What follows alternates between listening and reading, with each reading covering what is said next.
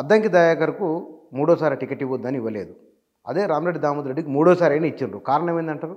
అదే నేను చెప్తున్నా కదా, కాంగ్రెస్ పార్టీలో లాస్ట్కి వచ్చేసరికి మా దగ్గర అంటే దామోదర్ రెడ్డి గారి విషయంలో ఉత్తమ్ కుమార్ రెడ్డి గారు గట్టిగా పట్టుబట్టడం, అక్కడున్న సీనియర్ నాయకులు కూడా గట్టిగా పట్టుబట్టడం, ఉత్తమ్ కుమార్ రెడ్డి గారు సిఈసి మెంబర్ కావటం, దాని తర్వాత సీనియర్ మోస్ట్గా ఈయన మీద కూడా పార్టీ కొంత సాఫ్ట్ కార్నర్ ఉండటం, తర్వాత దామోదర్ రెడ్డి గారు కూడా ఏంటంటే ఇది నా చివరి ఎన్నిక, గతంలో నేను ఇండిపెండెంట్గా గెలిచి కూడా తెలుగుదేశం గవర్నమెంట్ ఉన్నా కూడా కాంగ్రెస్లోకి వచ్చిన కాంగ్రెస్ లాయలిస్టుని, తర్వాత 3-4 నియోజకవర్గాలలో నాతోటి ప్రభావం ఉంటుంది, నాకు టికెట్ ఇవ్వకపోతే ఆ నష్టం జరిగే అవకాశం ఉందని చెప్పి కూడా చెప్పడం జరిగింది.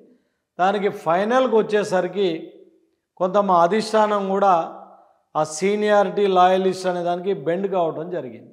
అందువల్ల ఇచ్చిండ్రు. అవును, ఇక్కడ సామాజిక వర్గ బేస్ కాదు, సామాజికం అంటే ఇద్దరం రెడ్లమే కదా. మీరు ఇంకోరు ఉన్నప్పుడు వేరు, కానీ ఇద్దరం రెడ్ల ఉన్నప్పుడు కాబట్టి సామాజికంగా అనేది ఏం లేదు. అంటే దయాకర్కి ఇవ్వకపోవటము ఇక్కడ దామోదర్ అంటే దయాకర్ది ఇది సపరేట్. అదే అంటున్నాను నేను. దయాకర్కు అంటే ఎవరు క్యారెక్టర్ వాళ్ళకు ఎవరి దాంట్లో అది ఉంటుంది. అంటే నేను చెప్పినా కదా, అంటే దయాకర్కు టికెట్ ఇచ్చే విషయంలో దయాకర్కి కూడా అంటే మీకు టికెట్ విషయాలు ఎట్లున్నాయంటే మీకు టికెట్ ఇప్పించే వ్యక్తి కూడా బలమైన వ్యక్తి కావాలి. మీకు టికెట్ ఎవరైతే ఇప్పియాలంటే ఇప్పుడు నా విషయంలో వచ్చేసి రేవంత్ రెడ్డి గారు గట్టిగా పట్టుబట్టి చాలా బలం, ఆయన మించిన బలమైన నాయకులు ఎవరు కాంగ్రెస్లో. సో అటు ఉత్తమ్ కుమార్ రెడ్డి గారు గట్టిగా పట్టుబట్టాడు. అంటే అద్దంకి దయాకర్ గారికి మరి ఆ రకంగా ఎవరైనా గట్టిగా పట్టుబట్టకపోవడం ఉండొచ్చు. తర్వాత ఆయన రాష్ట్ర నాయకుడు అయినాక కొంత కాన్స్టిట్యున్సీలో కూడా ఆయన గ్యాప్ రావడం జరిగింది. దానికి ఇంకో కారణం కూడా ఉంది. అంటే ఆయన ఎప్పుడు కూడా నేను తిరుగుదామని అంటే కొంతమంది నన్ను ఇక్కడ తిరగనిస్తలేరు, చేయట్లేరు అని చెప్పి ఆయన కొంత కాన్స్టిట్యున్సీకి అది ఉండటం. ఇంకొకటి కూడా ఏంటంటే వాళ్ళందరూ రాష్ట్ర నాయకులు, వాళ్ళకు ఒక అదనేదే కాదు, ఒక తుంగతుర్తిలు వేయాలని కాదు, ఇంకో ఆల్టర్నేటివ్ ఇవ్వచ్చు అనే దాంట్లో కూడా ఉన్నట్టుంది. అక్కడ కొంత సామాజిక పరంగా కూడా ఆలోచించాను. అంటే మాలా మాదిక అనే ఈక్వేషన్ కూడా కొద్దిగా పనిచేసినట్టు అనిపించింది. ఇప్పుడు నల్గొండ జిల్లాలో మిమ్మల్ని తొక్కింది ఎవరు?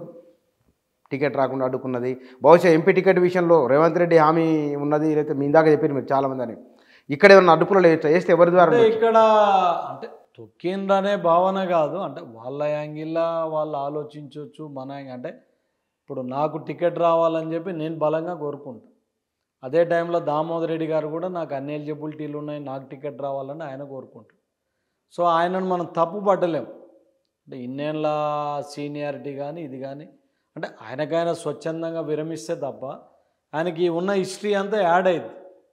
ఆ క్రమంలో మా దగ్గర ఉన్న అంటే పెద్ద లీడర్లు అందరూ కూడా ఆయనకు సపోర్ట్ చేసి, ఇంకొకటి ఏంటంటే ఇక్కడ కొంత ఆధిపత్య పోర్లో కూడా అంటే ఇక్కడ ఉన్న రాష్ట్ర నాయకత్వం కానీ జిల్లా నాయకత్వంలో కూడా కొంత నాది ఆధిపత్య పోరు కింద కూడా రావడం జరిగింది. కాబట్టి సో అంటే కొంతమంది సీనియర్లు అనేటోళ్ళు అంటే వాళ్ళ యాంగిల్ ఆలోచించినప్పుడు ఒక సీనియర్గా దామోదర్ రెడ్డి గారికి ఇస్తే బాగుంటుందని చెప్పి వాళ్ళు ఆలోచించి వాళ్ళు ఒత్తిడి తేవటం.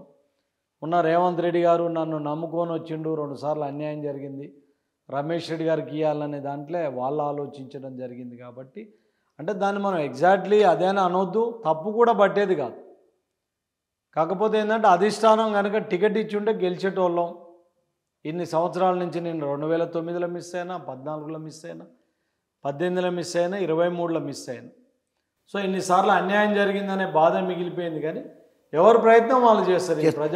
ఈసారి పక్కన ఈసారి టికెట్ పక్క లోక్సభ ఈసారి పక్క అంతే కదా, ఇంకా కుడియడం అయ్యే ముచ్చటనే లేదు, ఏముండదు పక్క. అంటే ఇప్పుడు ఆడ పెద్ద పోటీ పడేటోళ్ళు కూడా ఎవరు లేరు, అందరూ కూడా పూర్తి స్థాయిలో హామీ ఇచ్చింది. ఏం వలసలు అంటున్నారు మళ్ళీ బీజేపీ నుంచి, తర్వాత బీఆర్ వీటి నుంచి ఏమన్నా? నల్గొండలా అంటే ఇప్పుడు ఆల్రెడీ మేము ఉన్నాం కాబట్టి వలసలు తీసుకొని టికెట్లు ఇవ్వాల్సినంత అవసరం. ఎక్కడైతే ఏ నియోజకవర్గంలో పార్టీ వీక్ ఉందో అక్కడ తీసుకునే ప్రయత్నం చేస్తారు తప్ప నల్గొండలో ఆ సమస్య వస్తుందని మాత్రం నేను అనుకుంటలేను. రైట్. ఎందుకంటే మీకు నల్గొండ అండ్ భువనగిరి రెండు. భువనగిరి అంటే మీరు నల్గొండకు అడుగుతున్నారు, భువనగిరికి ఎవరు ఉండొచ్చు బహుశా చెప్పలేము. అంటే ఎవరు వస్తున్నారు అనేది తెలియదు. ఒక 2-3 మాత్రం యాస్పిరెంట్లు ఉన్నారు.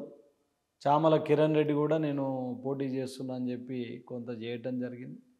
ఇంకెవరెవరు ఉంటారో ఇప్పుడున్న సీనియర్ లీడర్లలో ఇంకెవరన్నా వస్తారా, లేకపోతే ఇంకేదైనా ఆల్టర్నేటివ్ ఉంటుందా అనేది తెలియదు.